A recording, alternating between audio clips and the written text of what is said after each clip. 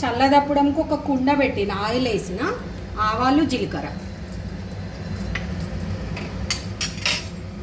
పచ్చిమిర్చి ఎండుమిర్చి కరివేపాకు ఆనియన్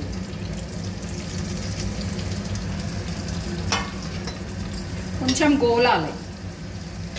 ఇప్పుడు ఇందులో అల్లం వెల్లిపాయ పేస్ట్ ఉన్న పసుపు వేసిన ఇవి గోలినాయి. ఇప్పుడు అందులోనే చల్ల పోస్తున్నాం.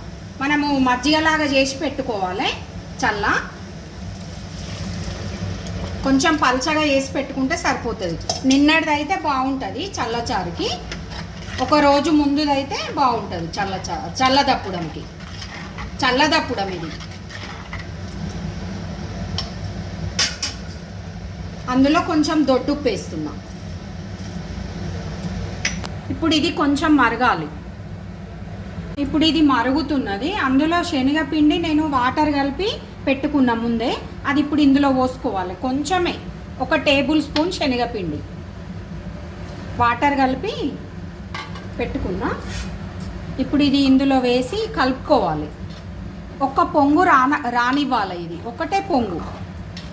ఇప్పుడు ఇది మంచిగా మరుగుతుంది, ఒక పొంగు వస్తుంది. అప్పుడు మనం స్టవ్ బంద్ చేసుకోవాలి.